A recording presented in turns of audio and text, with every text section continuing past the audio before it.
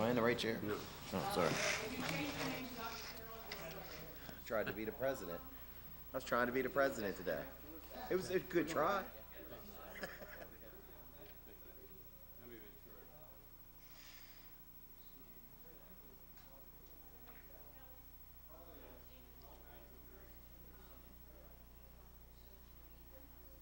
Tell Gene what?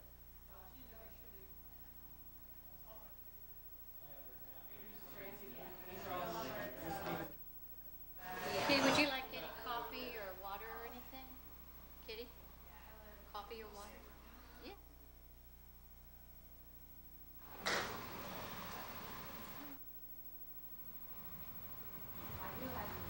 How's everyone doing today? All right, yourself?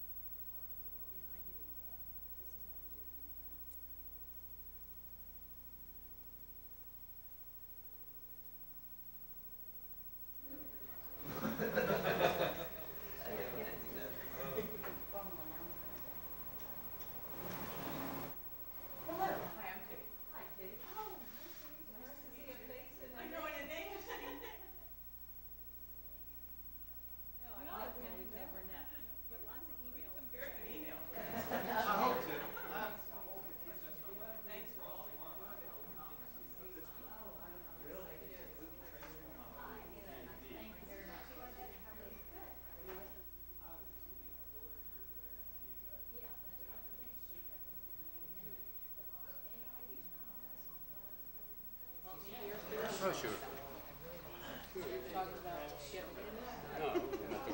Just say we're going to do it. We have to. Again, this was, I don't like the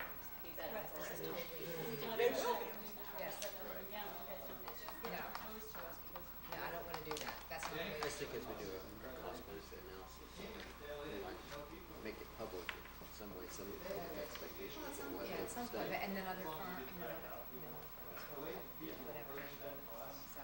So, okay, didn't want to, but again, I don't like to confuse those things. Thank you. I love that. Okay, I'd like to call the meeting of the work session of the Board of Education of Calvert County to order. And our first item on the agenda, we'd like to welcome Francie Impending, who's the Executive Director of the Maryland Association of Boards of Education, and Kitty Blumsack, who's been around a long time, working for the Board of Education in Montgomery County and then for the Maryland Association of Boards of Education. And we're pleased to have you come here today. As everyone knows, we're in the process of, we have an interim superintendent. We're in the process of making a choice of superintendent to take over the system this summer. And we've invited Meg to come here and make a presentation on how to go about a search, how about doing a search, and so we're interested in hearing what they've got to say. And so I guess I'll just say a few words. Thank you so much for asking us to be here. We're happy to be of service. This is a service that we provide through the Maryland Association of Boards of Education. And I'm going to say MABE after that because that's the acronym and people hate that, but I just wanted you all to know that this is something we do for, and this is, as you know, this is a very, very important decision that you're engaging in. And all I want to do is make the comment, it's obvious this is it's an outstanding place to be. It's a very high-performing school district, and so you should. It's a great opportunity for you and for whomever might come in.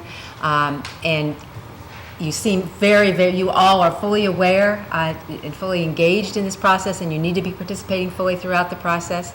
And I know that you take this. I know that you do take this very, very seriously. So with that, I'm going to let Kitty Blumsack, and see, you said that, Dr. Carroll. I didn't say that she'd been doing this a long, long time because she was. Every one of these is from working with the board, so. That's right, absolutely. So, that's going to happen to me? Yeah. Okay, uh-oh. If you're lucky. If That's it's right. true. She is. And actually, I'm thrilled because, as you know, I'm new to MABE, but she's been doing this a long time and experienced, and I'm happy to have her go ahead. Well, she's a very experienced board member too. Wait. Not a school board member.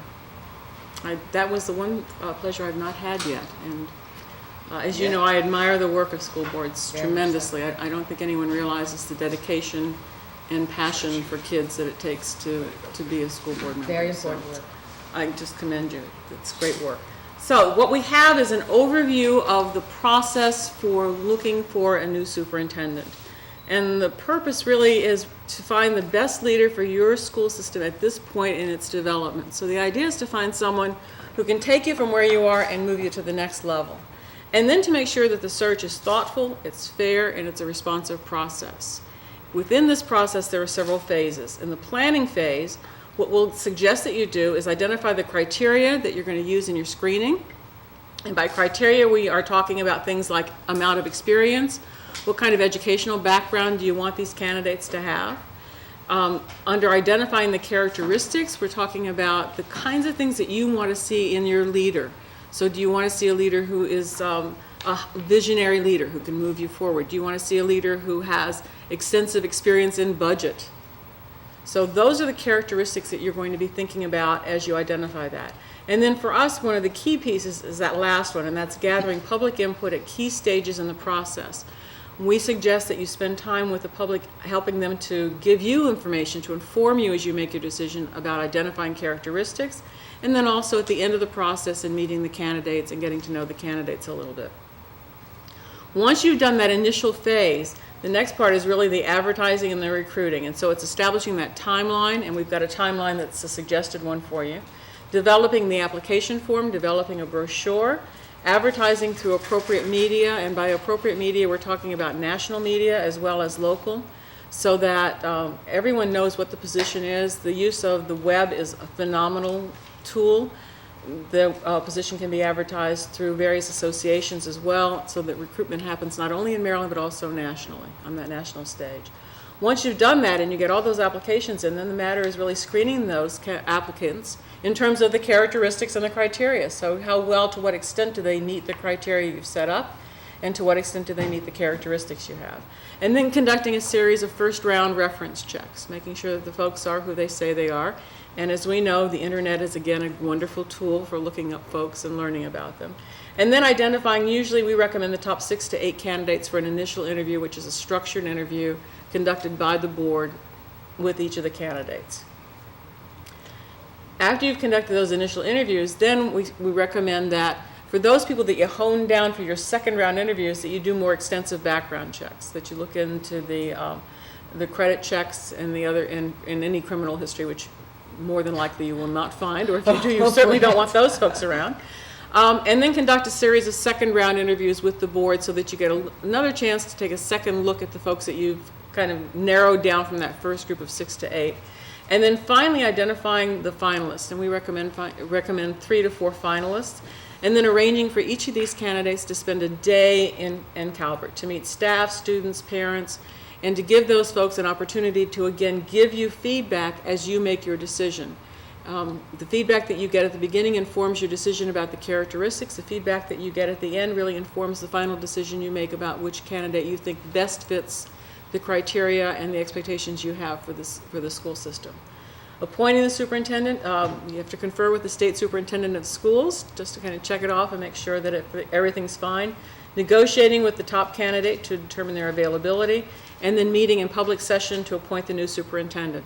The new superintendent can be appointed by law between February 1st and June 30th, and must take the position July 1 to serve a 4-year contract, and again, that's by law. Timeline looks kind of like this: October to December, meeting with the board and the community to set criteria, characteristics. December to February, advertise and recruit, and that's the time that we see most ads occurring for superintendents.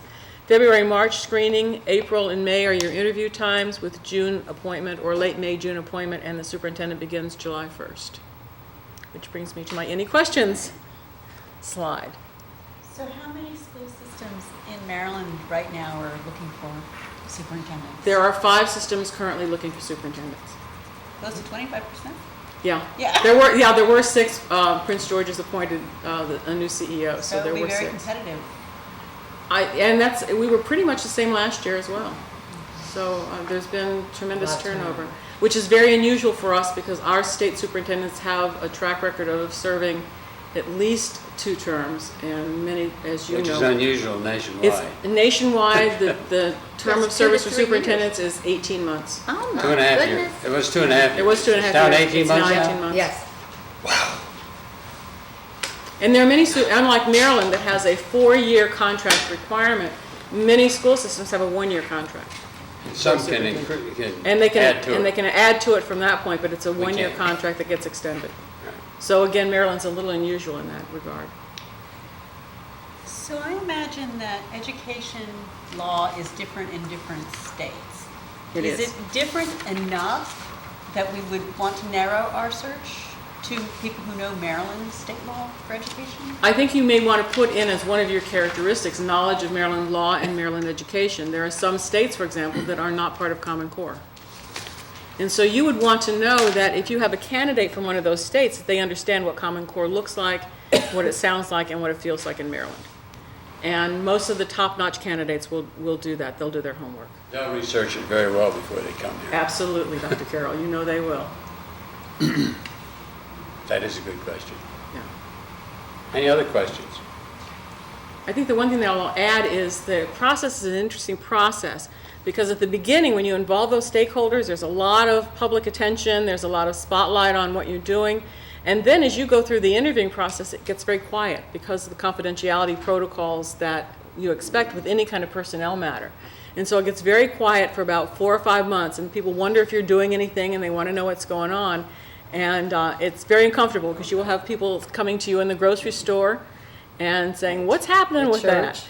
And church, anytime they can find you, they will kind of tug at you and say, what's going on? And then at the end of the process, again, opens up because you want the candidates to spend some time in the county and you want people to see who the candidates are. Going to your question, there is advantage to having knowledge of Maryland law and the Maryland school system. We are unusual in Maryland in many ways. Very, Got very a much darn so. good, this countywide system is really a good situation. Back to, States, sorry. the states that don't have that, it's kind of like that. Now, I have 24 superintendents meet around a table every month, so there's a consistency. Right, and we have lots of What we do. strong labor laws that Yeah. other states may not have. yeah, And if some. you've never worked in that environment, it may be a disadvantage.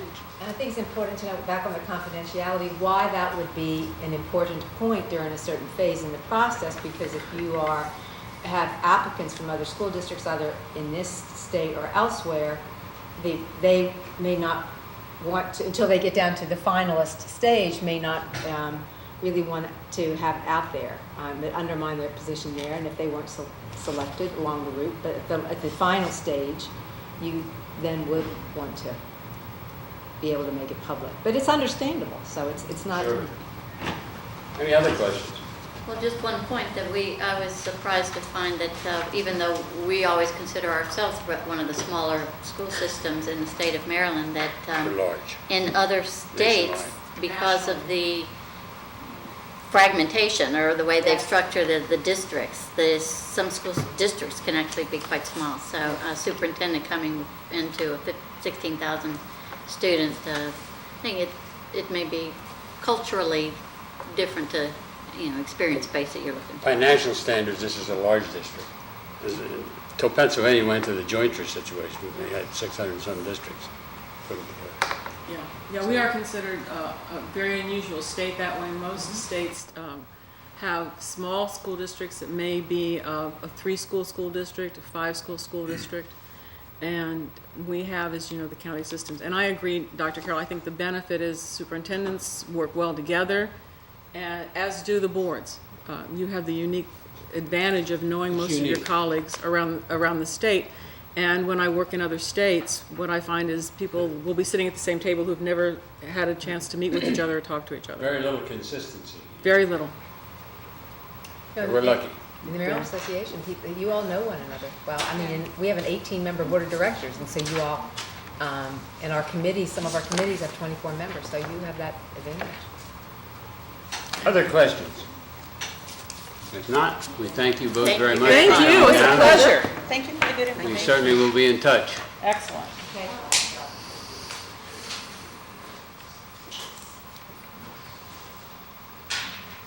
Okay, the next item is the personnel item. Okay. That's me. Okay. As we were talking about the system, I would like to make a recommendation for a acting director of diversity and equity for the public school system. This would be a person who would report directly to the two assistant superintendents and myself. This would go along with our initiative for closing the achievement gap and also moving forward our initiatives for cultural diversity and proficiency. And it's something that for the past couple of years has been a target of the school system. And for us to move forward, I'm recommending to the board that we appoint someone as soon as possible for that particular position. And the candidate that I recommend is Dr. Sharon Cradle. And I'm asking for your approval on that recommendation. Move that the Board of Education approve Dr. Cradle as the director of, and what's the title? It's acting Diversity. director. Acting director. Acting director Acting Director of Diversity and Equity. and equity. Second. You moved? I did move. You It second? wasn't good, but. Any discussion? If not, I'll put the question. All in favor indicate by saying aye. Aye. Those opposed? Thank you very much. I think it's the proper way for us to go. Thank you. Okay, next item is appointment of the board negotiating team. Yes, and that's myself again. I'm recommending that the following people be for CEA negotiating team, and I don't know whether you got copies of this. We have it up there. You have it up there. Les Stellman, Vicki Carroll, Tammy McCourt, and Sharon Cradle. For our CASA negotiating group, Rochelle Eisenberg, Tony Navarro, and Tammy McCourt. And for CASE, Ed O'Mealy, Vicki Carroll, Tammy McCourt, and Sharon Cradle. I hear a motion to approve. Make a motion to approve. Mr. Conkey moves. A second. Second, Mr. Sinelli. Any discussion? I do have a question. Do all the people you've identified have experience at MNS, the Maryland Negotiating Service? They've been trained? Yes, Ms. Cradle is actually a member. Ms. McCourt has been she's our Chief Budget Officer. She has had all trainings, and Ms. Carroll, Dr. Carroll is going presently to training today and tomorrow. Okay. And is it, I can't remember in the past, is it normal to have repetitive? Yes. Have the same people doing negotiations for the Yes. different? In the past, we've had very large negotiating teams, and it really put a drain on the school system, and we were pulling teachers, we were pulling administrators, we were pulling a lot of different people throughout the system into the negotiating process, and it really was a drain on the system, and it was not really cost effective. It was recommended that we try to keep our teams very small so that we can move forward quickly. Keep in mind that the only negotiating team right now is the CASA organization, which will be looking at the 3-year contract. They're opening up the entire contract, where CEA and CASE, they're only opening up certain articles. And of course, salary is always going to be one of those that are opened up. And also, I'd just like to point out that the names that might not be familiar to people in the school system, they're actually attorneys. They from are law firms. attorneys, yes. They are with Cussin and Katz. Each with a plethora of experience. Correct. They have been negotiating for a long time. Well, we haven't, it's been moved and seconded, right? Yes. And further discussion? Put the question. All in favor indicate by saying aye. Aye. Those opposed? Motion carried. Approve the CIP. George? Good morning. Good morning. Talk about the draft of the FY 2015-2020 capital improvement plan as we had presented to you back in August 15th for your consideration. Now, the CIP has been open for public comment since then. We've received no public comment during the 30-day period. We have had some staff input, and there are 3 items that I'll bring into discussion. The first being a what I call sort of a housekeeping matter. I need to step backwards a moment because there's a few of you on the board that wouldn't have been here during the last CIP process. It just came to mind as I was looking at Mr. McConkey and Mr. Chanelli. Last year when we submitted to the county on the local side of it was $2 million for the planning of Northern High School. During that time, I wasn't necessarily in need of all of that at one particular time, and of course, I'll always work with county staff as to kind of just stagger payments or requests that we need and not have it in pocket and not be using it. So we agreed to split that, $1 million in FY14 and $1 million in FY15. I didn't include it in the text that you see because I didn't know how they wanted to handle that, knowing they made the adjustment over there, and all of a sudden I've applied for another $1 million, and all of a sudden I have 2 in my pocket, and I didn't intend to do that. Staff said go ahead and put it in the CIP so that it's all somewhat consistent. So we're going to add that, and I'll get into that in a moment. But the other 2 items the staff had brought up to us is one, the irrigation well at Calvert High School is pretty much on the downward swing, if you will, according to Mr. Powers and maintenance. Quite frankly, we're very fortunate we're now on public water and sewer over there with this new construction because both wells, that whole campus used to be on 2 wells. Calvert High School's was failing right as we began construction. So we had limped along with 2 wells. For years now. Yes. That well's 40 years old. Yeah. So they have had a contractor over there. He's looked at it, flushed the well out. He said, you're pumping sand. I can't tell you how much longer you have. It could be a month. It could be 2 years. The water level's gone down that much? Well, about 3 years ago, don't hold me to that, but we had dropped that wellhead about 40 feet. That addresses that issue. Yes, the aquifer has declined in that. You got 2 aquifers, right? Yes, we were in the shallower one of the 2. So you got. If memory serves me.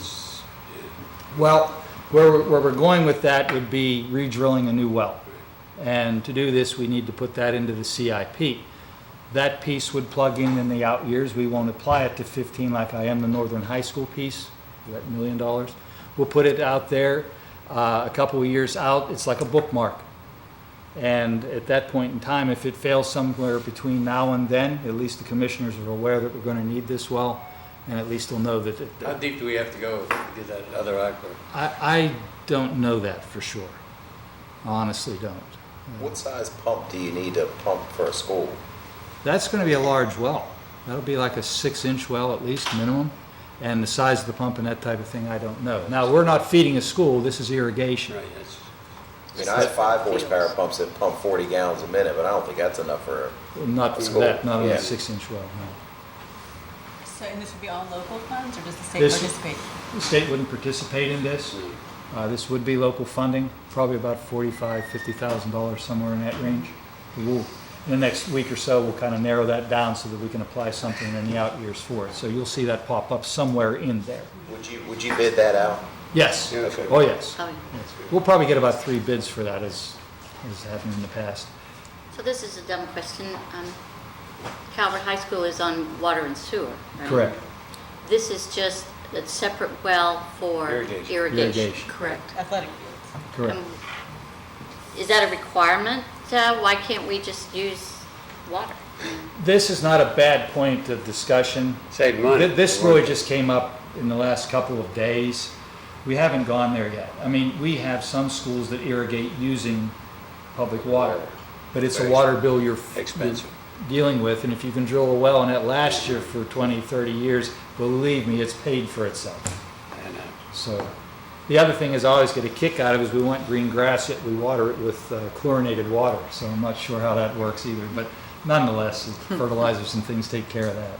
But that will be a discussion point. The deeper the well, the more it will cost. And maybe Yes. there's a break point where you say, okay, we're just going to go with local water, or the city water or whatever. And the state has to agree to it as where we're going to tap in. So Oh, there's a okay. few things here that need to happen, but at least we have it there. Yes. And if we go there, fine. If we don't, that's fine also. It would just be, if we build the new well, it's a CIP issue. If not, it's an operations thing. Every year we got to budget that in. So it's just that type of discussion.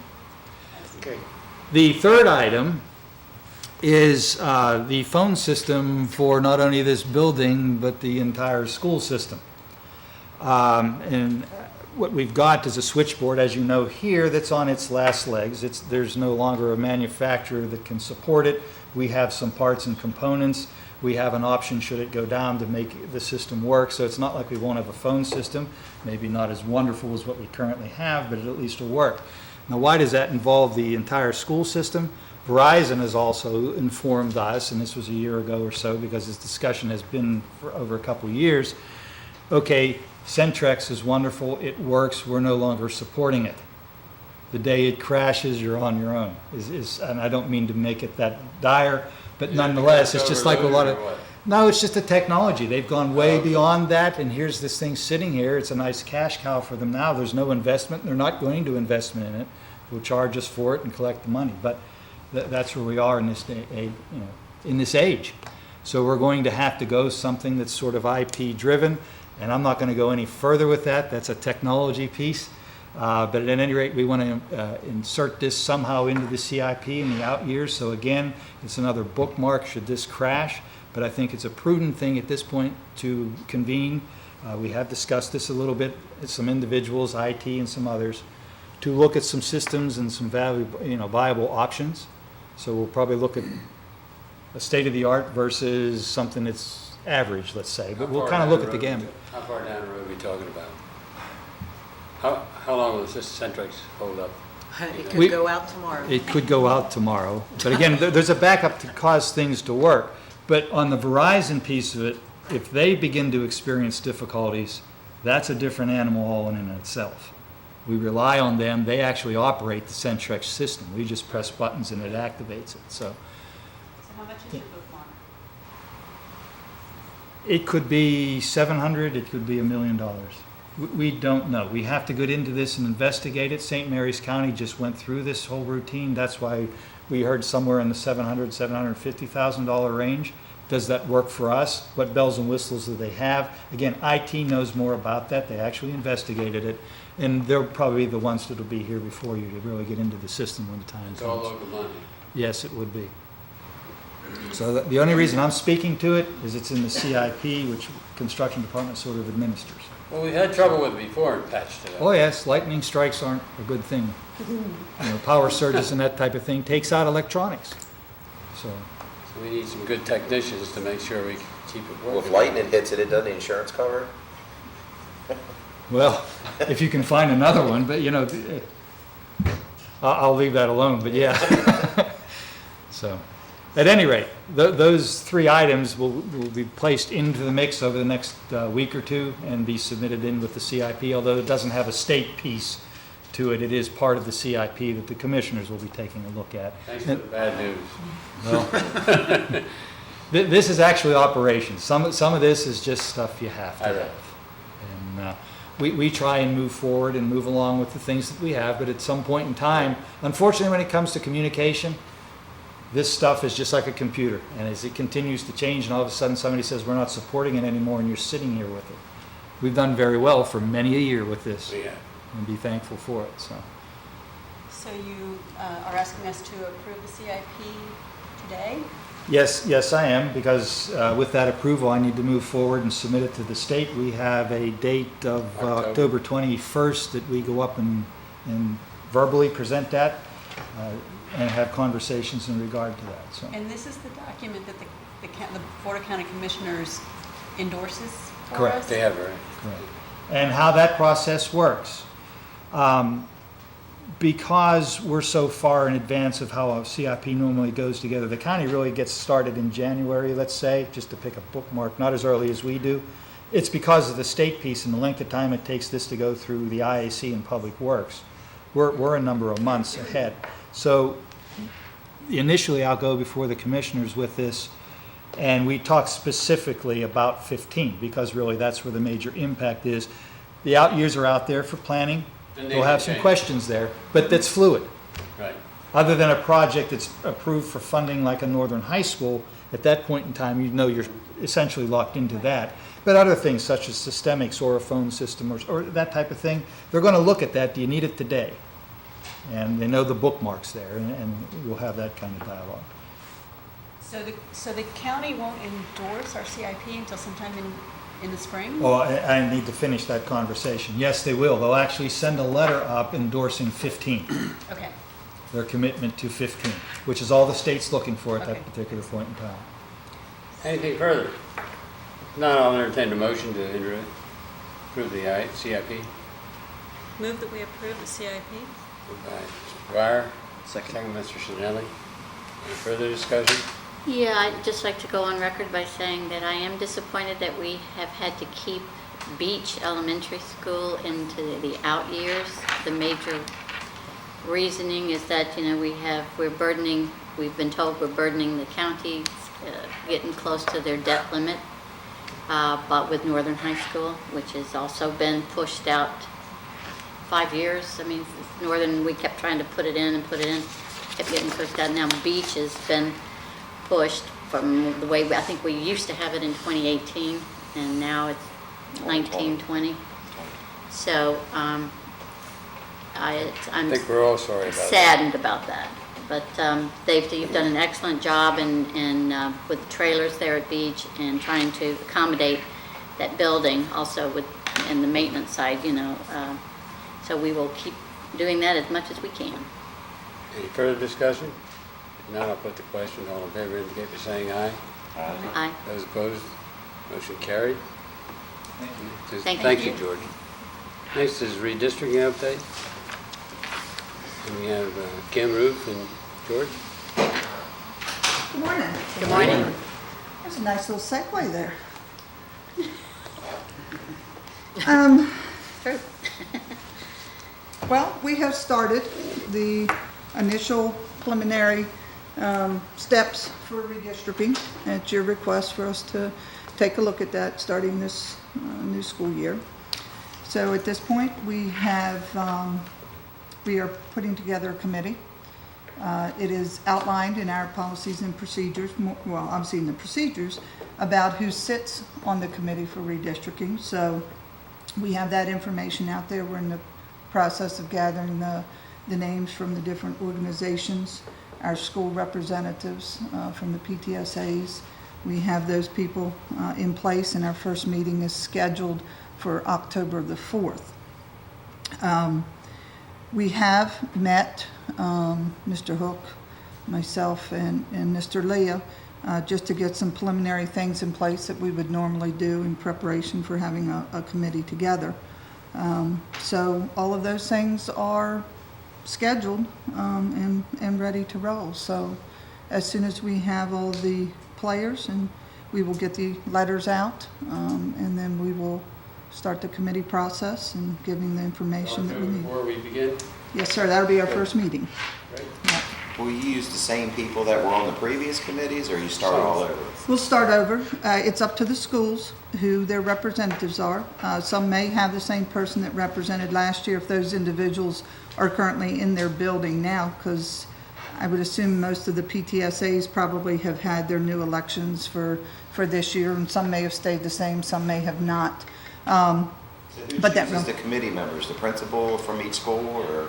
The principal goes to their PTSA or FSO, and I think we have FSO in one case, and says, do the president or the vice president want to serve on this committee? If neither of them do, then they open it up to the membership and see if somebody would be willing to serve on that. So that's how that process works. And then each government agency, town council is going to have somebody sit on it.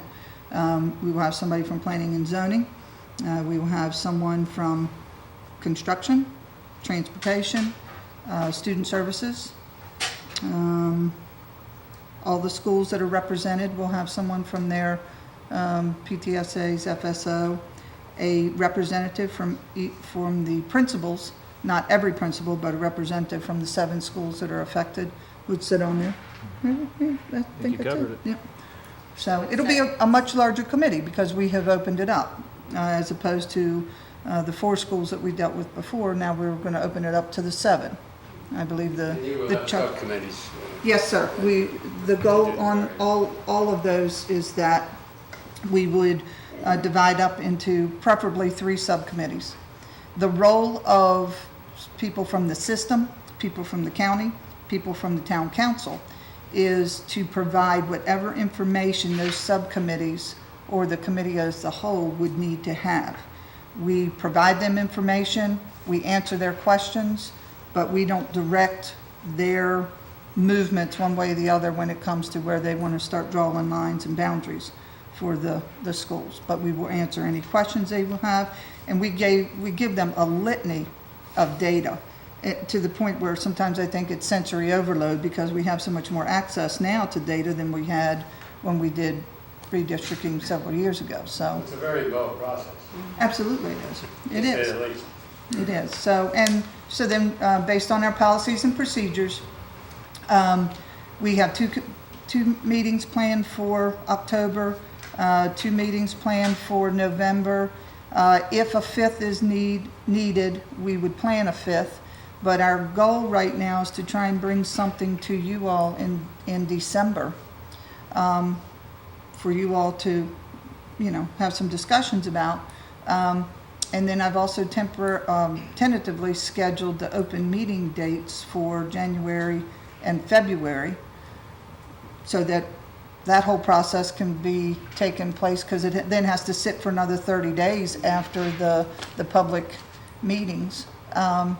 So now, now we're still even looking at March before the board at that point would be able to gather all that information, synthesize it, and then, render a decision. So, Well, it's a more sensible process than we had last year when we tried to. well, it's let's just say now it's a marathon and it's not a sprint. Right. So Right.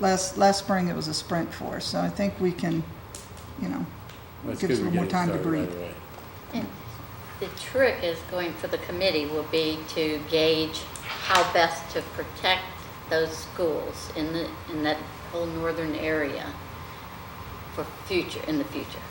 Because, just to gauge what the potential enrollment numbers are going to be so that we don't have to do this again. Yeah. So- It will be a difficult task, I mean, you can- without a doubt. You can alleviate some of the problems now, but if you don't alleviate it enough to accommodate future growth, then we'll be at it again. So, Right. Is that one of the criteria in the procedure, is to consider future growth patterns? I'm just thinking, I don't think it is part of the criteria. It's not part of the criteria, but because of the information that is shared, that we get from the county, It'll be part of the and discussion. we'll get certainly into it. from the town center, that is part of the discussion about what does that growth pattern look like. And certainly with from a transportation standpoint, we have the ability to be able to actually take a look at what those boundaries are now and how many students are sitting in Calvert County Public Schools based on those boundaries. It gives us a little bit more in-depth information than being speculative about how many we think are there. So the new routing software has been, has helped. It's paying off. and we were on the Yes. peripheral. Kevin did a lot of work with that last year with us, but it was just so new that Yeah. I think we might be able to get a little more bang for our buck out of it Super. this year, or this time around. Well, the board will stay out of the process till we Yes, hear what sir. comes from the committee. We're anxious to hear what you develop. We're anxious to get started. So, Any Thank you. further questions? If not, thank you very much, and I'm glad you're getting started right away. all right. The next would be update on the master plan. And who has the, Mr. Navarro. oh, Tony, you have? Reading this for Diane Workman, but current updates include instructional pieces, reading, math, English, language arts, and science, and also an update on special education. Major outstanding sections currently in process include the executive summary, federal grants, financial attachments, Title I, Title II, and Title III, fine arts, the data tables, and MSA and HSA sections. Now, I know Ms. Workman is working with all of instruction, special education, all the different departments to pull it together. Everybody's doing their pieces. Yes, everyone has a piece to do, and she's collaborating all that input. It's a big job. The deadline's October 15th? Are we gonna make that deadline? We should. We will make that deadline, yes. Somehow. Ms. Workman is very dedicated to get this, very focused Yes. on getting that done. And there's a lot of people that have had background with working with this in the past. Right. So they know what pieces they need to have. And I know she's working with Scott McComb very closely. And a lot of it's just tweaking what we have, so. Yeah. There's Well, not- it's supposed to be based on new test data. Right. Well, and the new test data. But it's last year. Still the format. It's all last year's, and, yeah. Yeah, and the format is there, correct, to build on. And it should be lighter. It should be a lighter version I hope so, yes. than what they used to We be. hope it eventually goes away, but. Well, I've been told that it was a good process. It's good to have the supervisors think along those lines. Absolutely, and it does drive, the master plan does drive the school improvement plans within the schools. And then the school improvement plan then drives what the SLOs are for the principals and the teachers. So there is a process, and it is all combined together. So, so that the schools have a clear vision of what they need to work on. Okay. And welcome, Tony, to your position as Assistant Superintendent.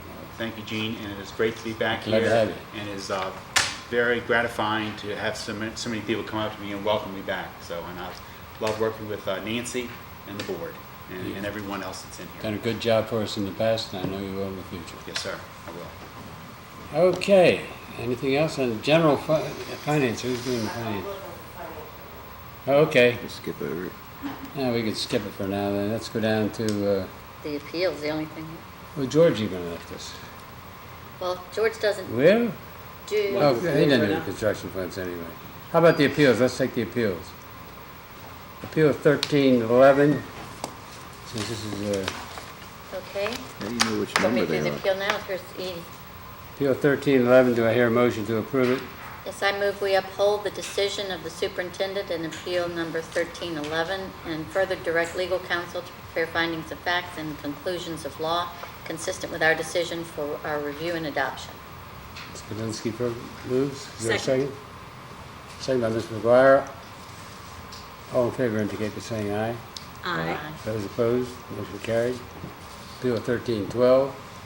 I move that we uphold the decision of the superintendent in appeal number 1312 and further direct legal counsel to prepare findings of facts and conclusions of law consistent with our decision for our review and adoption.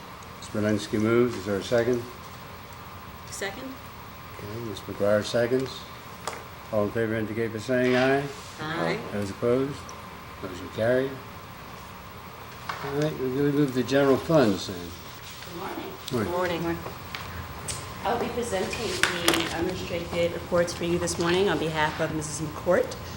Looking at page 1 of our report, of the total budget for fiscal year 14 of $195 million, our month-to-date expenditures for the month of August were $11.8 million. The year-to-date expenditures totaled $15 million. Encumbrances commitments total was $152.9 million. And the total year-to-date encumbrances and expenditures was $168 million. And just as a reminder, the carryover, the approval of the budget adjustment last month, is it last month? 2 weeks ago, that we presented to you for the safety and security will be included in September's board report. That's not reflected in this report. So we have that classified as restricted then? No, that's unrestricted, but it's use of prior year fund balance, so that will be brought forward on this report Okay. next month. You're talking about all unrestricted funds, right? Yes. Okay, This is unrestricted. right. Yes.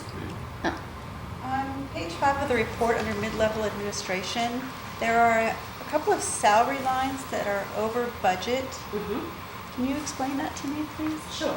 So with the director line, we had budgeted for fiscal 14 2 director positions to be coded there. With the organizational changes, we've had one director